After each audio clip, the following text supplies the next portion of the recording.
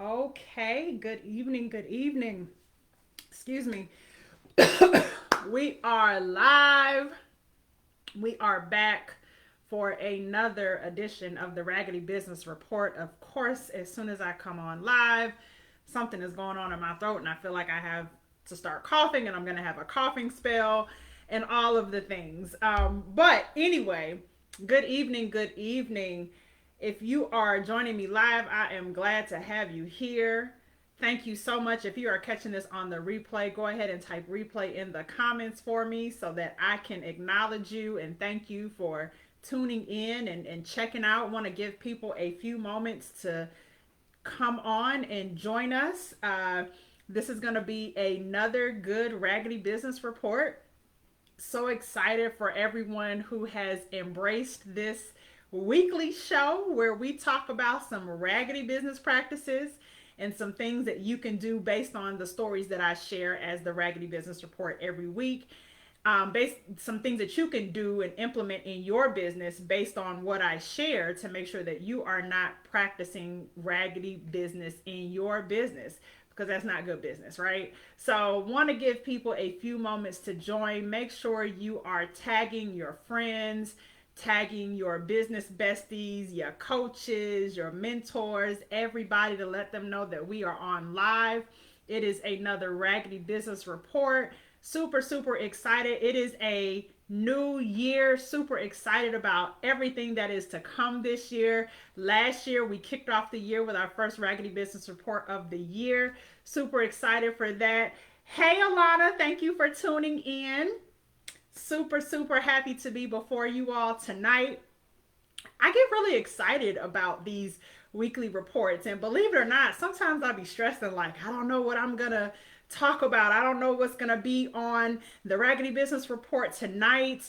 And that was kind of the case today. I've been having a little bit of block for a little while, not really knowing what I was going to talk about. And a lot of different stories came to me today. So I'm set for a little while. And some other people have shared some stories that they have from businesses that they've done business with, and the businesses were doing raggedy business. So starting next week is going to be a story that someone submitted. So going to talk about a story that was sent to me of a business that was being raggedy, and we're going to dissect it and analyze it just like we do every week. I'm going to give you some things that you can take away and implement in your business to make sure that you are not doing raggedy business, right? Because that's not good. It's not a good look. So uh, gonna be doing that next week. It's gonna be a story that someone submitted. If you would like to submit a story for the Raggedy Business Report, go ahead and send me a DM, and I will send you the information on how you can share your experience. I love to hear from people. Love to give feedback to people. Hey Gina, thank you for tuning in. Thank you, ma'am. So super, super excited. So be sure that you are tagging your friends, tagging everybody that you know to let them know that this is where they need to be on Tuesday nights. Like this is it. Like if you're not here at 6 o'clock Central on Tuesday nights, what are you doing with your life? Like I'm trying to figure it out. So tag your friends and everybody and let them know that this is where they need to be. I am super, super excited. If you're catching this on the replay, go ahead and type replay in the comments for me if I haven't already said that already. But let me introduce myself for people that are new to me or unfamiliar with me. My name is Candace Washington, also known as the Client Curator, and that is because I help CEOs improve their client experience and use and implement data in their business to increase their client retention and increase the revenue that they're earning from each of their clients so that they can sustainably grow and scale their company. And that is my jam. So, all things client experience, customer experience, retention, revenue maximization, data, using data, customer data, collecting customer data, using that to make strategic business decisions and improve your client retention, all of those things. That's your girl. That is my jam. So, thank you so much for tuning in. The Raggedy Business Report. If you are new to the Raggedy Business Report, so what is this, right? What is this weekly Raggedy Business Report with this little catchy name?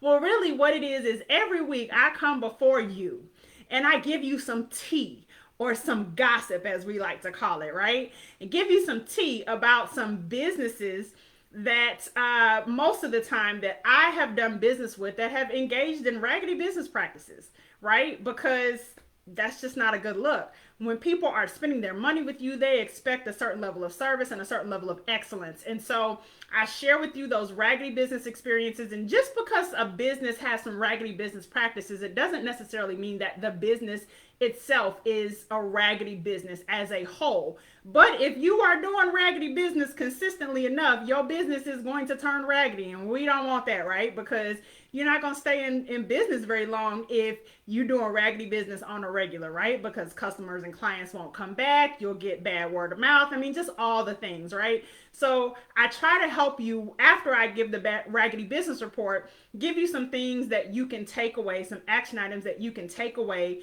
to implement in your business based on the story that I shared to make sure that you are not doing raggedy business. Hey, Tamasha, thank you for joining.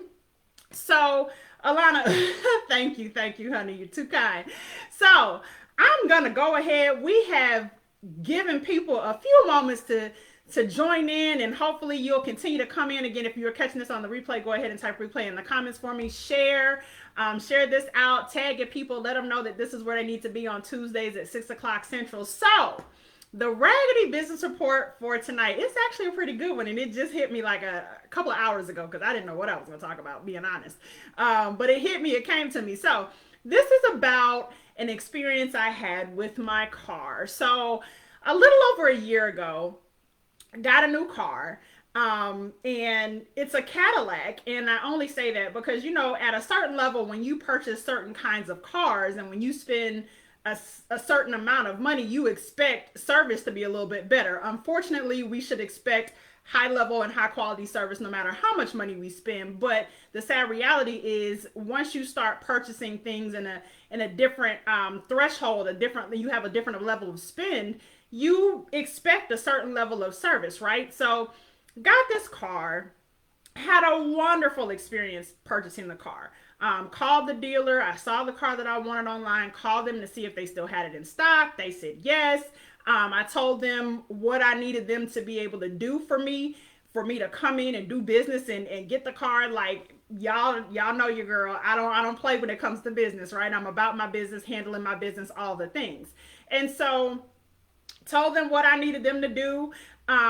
The salesman, he said, okay, well, let me work on that and I'll call you back. And he called me back and was giving me updates.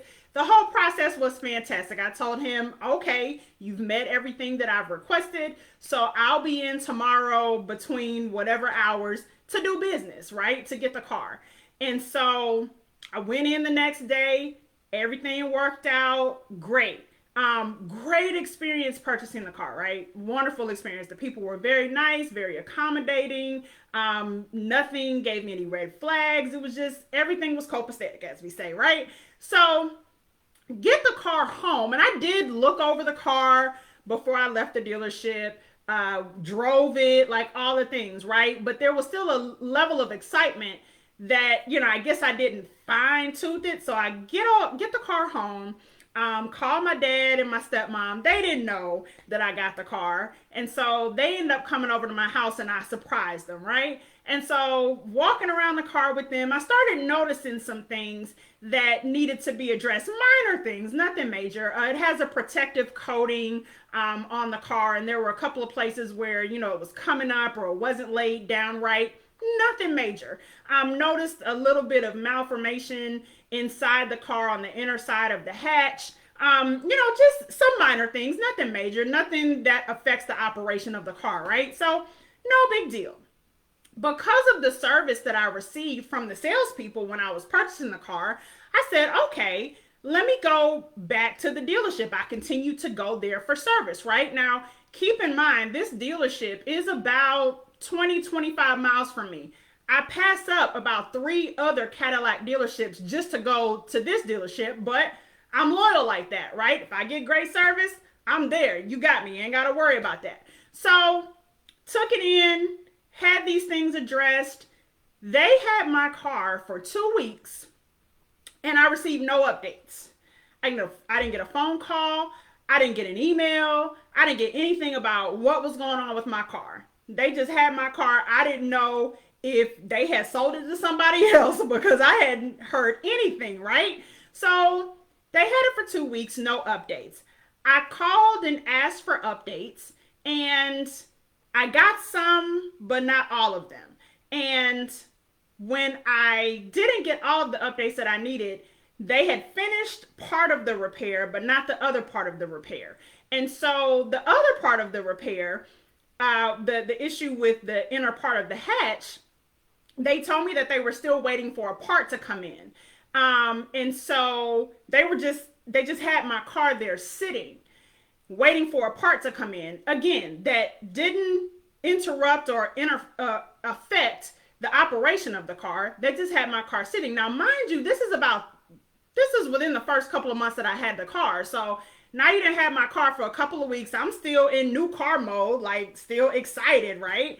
And it's just sitting there, not being worked on, and the parts that they're waiting on, again, don't affect the operation of the vehicle. So I went down there to the dealership and spoke with several people in the service department, explained my dissatisfaction, all of the things. And one of the people told me that the delay in the part was due to the strike that GM was having at the time. Their workers were on strike, all of that. That was the reason for the delay, right?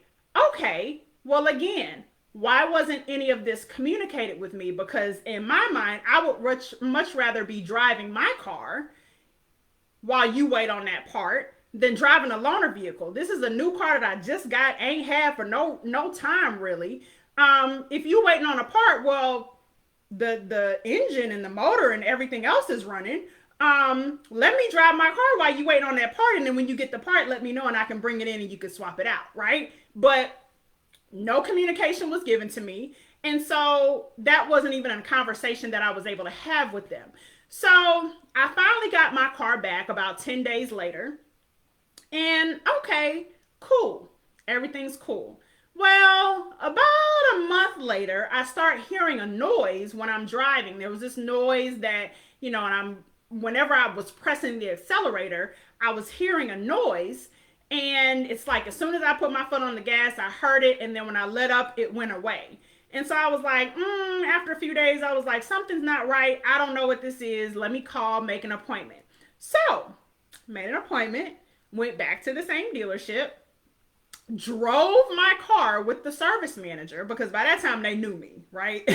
Because I don't take bad service lying down. Like, somebody gonna know and somebody gonna listen to me, right? So by that time they knew me. Everybody in the dealership, sales and service, they knew you, girl.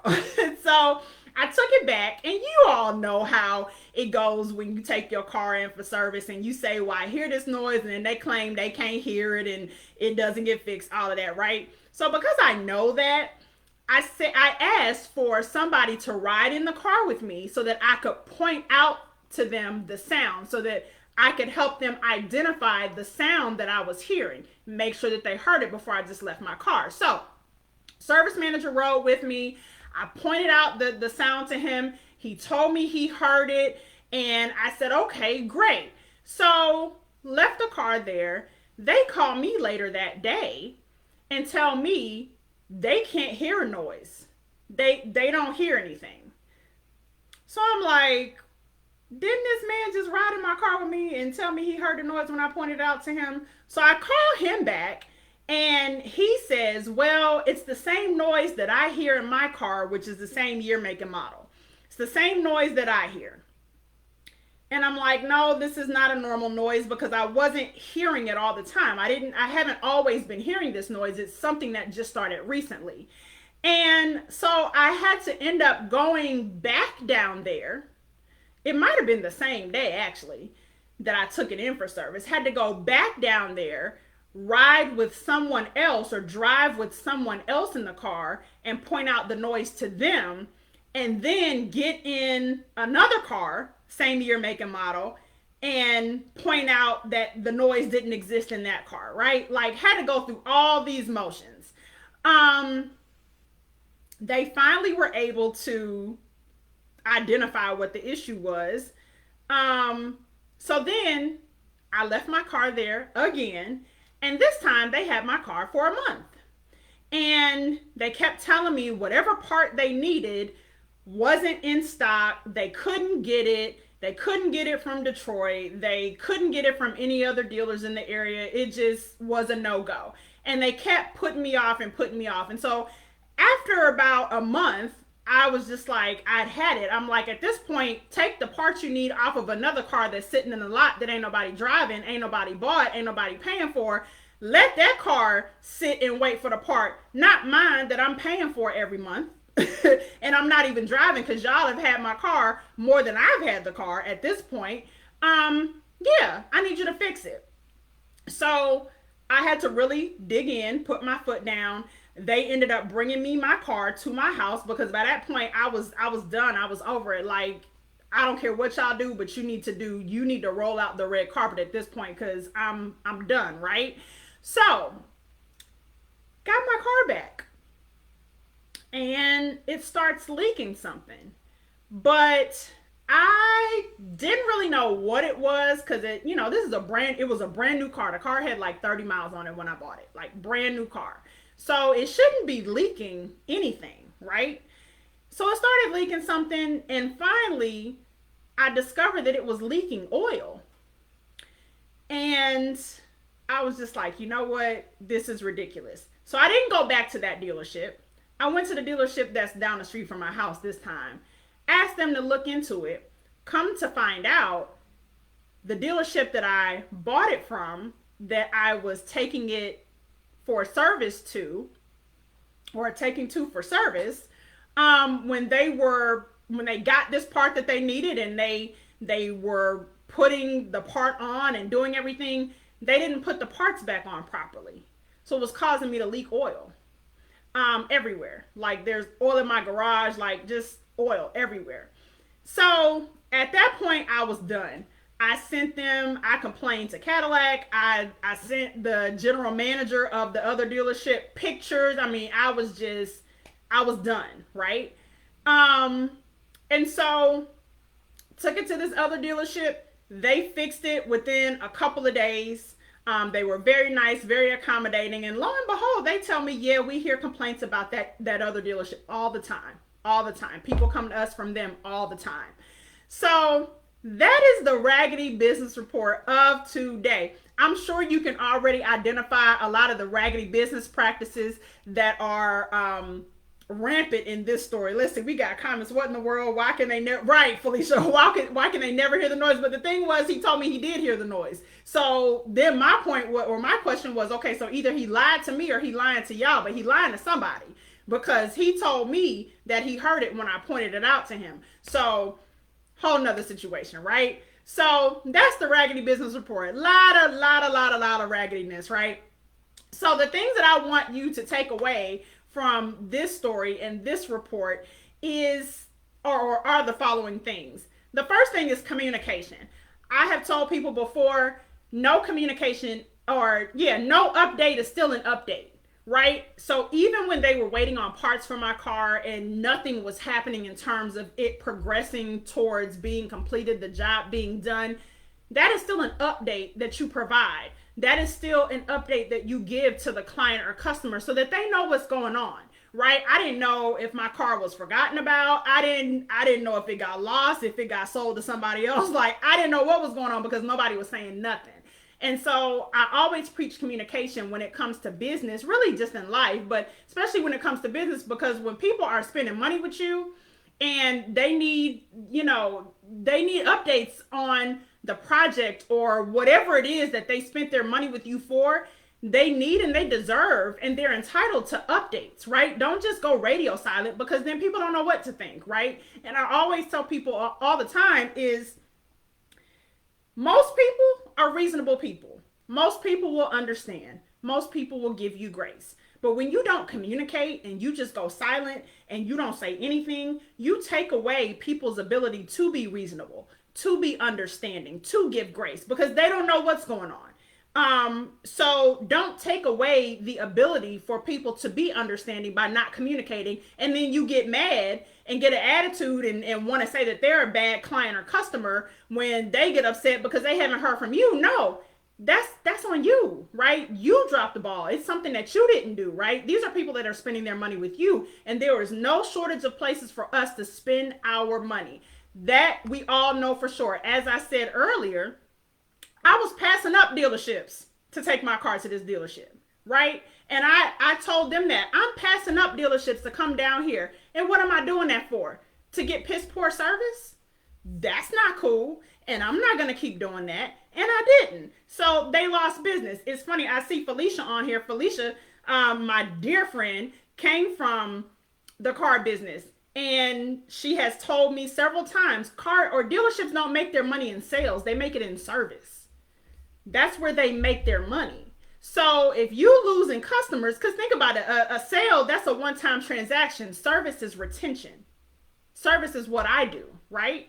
And so if you don't keep people coming back to you, spending money with you over and over again, then your business is not going to grow. It's not going to be able to scale, right? So communication, you've got to communicate. It's so vital to your business. It's vital to your retention. It's vital to your client and customer satisfaction, the feedback, all of that. So that's the first point. The second thing is clients and customers do not want to hear excuses. When they come to you and they have hired you and they have spent their money with you for you to solve the problem. They don't care what you got going on. They don't care that you had a bad day. They don't care that you're waiting on X, Y, and Z. They want the problem that they came to you for to be resolved. I didn't care that GM was on a strike. That ain't got nothing to do with me. I don't work for GM. I want my car fixed. I don't care that you can't get this part. What can you do? You got all these cars, same year, make, and model in the lot. Pull off of one of them cars, right? I don't care how you fix it. That's not for me to figure out as the client or the customer. That's your responsibility. People don't want to hear your excuses. If I'm paying you to fix something for me, I really don't care what you have to do to fix it.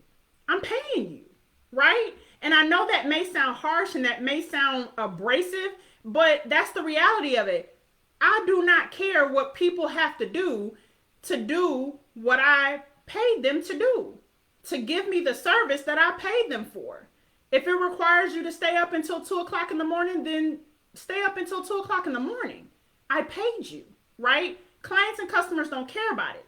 They don't want it. They don't care, really. And whenever you say to your clients or your customers and you're trying to give them excuses and give them all the reasons why and all the backstory, you've lost them because they don't care. They don't. That ain't nothing for them to worry about. They're paying you to solve a problem.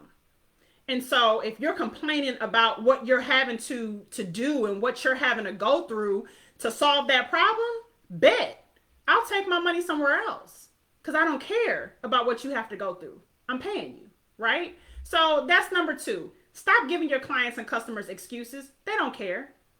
Do what they paid you to do. And if you can't do that, then refund them their money and let them go somewhere else. But I'm not paying you to hear a bunch of excuses.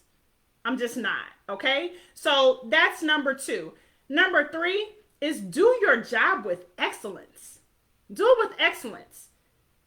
I don't know if they were rushing when they finally got the part from my car or what it was, but the fact that my car was leaking oil and created a mess for me at my house because the oil got in my garage, because unlike a lot of people, I actually park in my garage, right? Oil stains and everything in my garage created a mess for me to clean up, created another trip for me to another dealership to get that fixed because they didn't do it right. So now you've wasted more of my time. You've caused an inconvenience for me, and you've caused me to have to clean up after your poor execution, your lack of excellence, clean up your mess, essentially, right? Do your job with excellence, because when you don't, people are gonna, take their business. I've pulled contracts from people because they weren't doing their job with excellence. Even before the contract was up, I've had to cancel people that I hired to do work for me because they weren't doing their job with excellence. And I sure did pull the contract. Say, you know what? I'm good. Thank you. Thank you for what you've done for me to this point, but I got to bounce because you're not operating in excellence. And so not only did that impact their immediate revenue and cash flow, it impacted their retention because they're not going to get no more money from me. They're not going to get no referrals from me. Right? And so this is the importance of doing your job with excellence, because when you don't, and you cut corners and you rush, and you're doing whatever just to get it done, just to get that person out of your face, just to say that you're done with it, yeah, word's going to get around. And referrals, like I say all the time, work both ways. Referrals can work in your favor or against you as well. And so you don't want to be on the receiving end of a negative referral, because there are people who have contacted me about doing business with various people or companies or whatever, and I've given my honest feedback, and those companies, businesses, people have lost money based on my non-referral, right? So just keep that in mind. Want to go through some of the comments now. Hey Shauna, hey Janae, hey Ebony. Let's see. Communication. Yes, Alana, communication. Yes. Felicia is everything. Yes. When it comes to cars and service, and yes, retention is everything in a dealership. The car sale is basically a tripwire. Absolutely. That's just how they get you in. It's really not about the car sale. It's about the service, right? So we got that. They won't accept the excuse when it's time for the note to be paid. Exactly, Gina. I was like, okay, I'm sitting here paying for this car every month and it's sitting up in somebody's service department. That ain't cool. Like, I'm not down for that. That's not cool. You think they gonna let me skip a payment? No, they're not gonna let me skip a payment. So I need y'all to run me my car back real quick, right? So absolutely, Felicia. So many people are affected by the mistake of that service provider. The dealership itself, the other customers who watched your disappointment, the salesperson, and the manufacturer as well, is absolutely, because it does have a trickle down effect. So everybody hurts. It's not just that dealership, but as that dealership loses revenue, that impacts the salespeople, right? Salaries. That impacts probably the level of salesperson they're able to hire. It just, which impacts the level of service that they provide to their customers. It really just has a trickle down effect, right? So let's see. This was excellent as always. Don't make your problem your client's problem. Absolutely, Janae. Absolutely. Whatever problems you got delivering the service that people hire you to deliver, that's your problem. That's not theirs. They don't care. So I hope this was helpful to you all. Thank you so much for tuning in. Raggedy Business Reports of tonight. Second Raggedy Business Report of 2021. I'm so grateful for all of you who have been rocking with me. Super, super appreciative. Remember to let your people know that Tuesdays at 6 p.m. Central, this is where they need to be for the Raggedy Business Report. Again, talking about raggedy business practices. I share some stories with you all about some businesses that I've done business with and have encountered raggedy business practices. And the raggedy business practices are not necessarily an indication that the business itself is raggedy as a whole. But if you are operating in a raggedy manner in your business and you leave it unchecked, your business will turn raggedy. And that's not good for business, right? Because you want to be in business and not just maintaining. You want to be growing and scaling and sustaining and doing all of the things that you want to do in your business and through your business, which is why you started your business in the first place, right? So